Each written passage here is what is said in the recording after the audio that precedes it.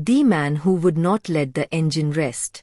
He was not born into applause. In fact, most people found Elias Morvan unremarkable, thin, often ill, and more comfortable with tools than with crowds. While other children ran and shouted, Elias sat near windows, dismantling objects simply to understand why they worked.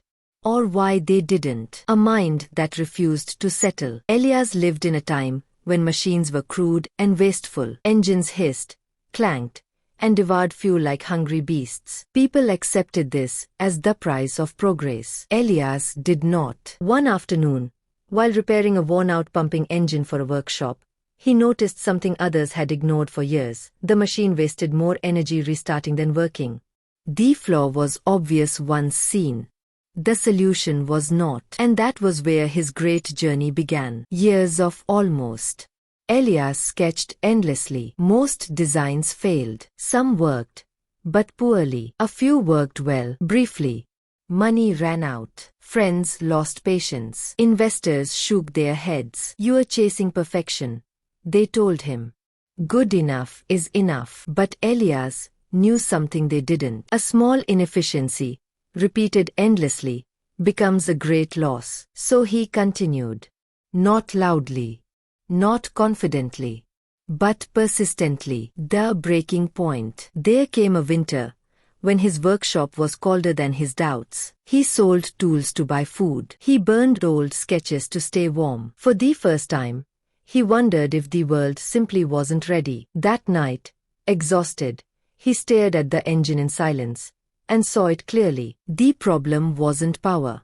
It was control. The engine didn't need to be stronger. It needed to be smarter. The quiet breakthrough. He redesigned a single part.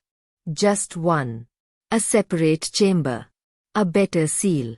Less waste. When the engine ran again, it didn't roar. It hummed. Efficient. Steady.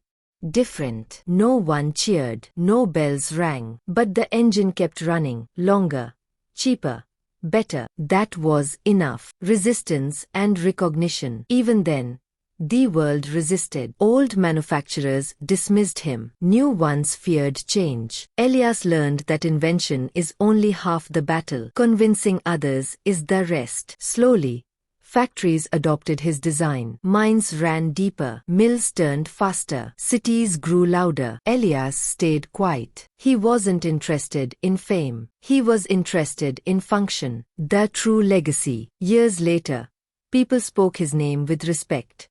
Some even called him a genius. Elias disagreed. "I wasn't smarter," he said once. "I just stayed with the problem longer." He understood then what the great journey truly was. Not a race. Not a moment of inspiration. But a long conversation with failure.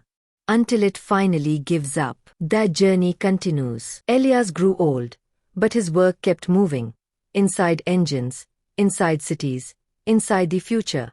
And somewhere, in a small workshop, another quiet mind began asking the same dangerous question. What if this could work better? That is how the great journey truly travels. From patience to progress. From one stubborn mind to the next.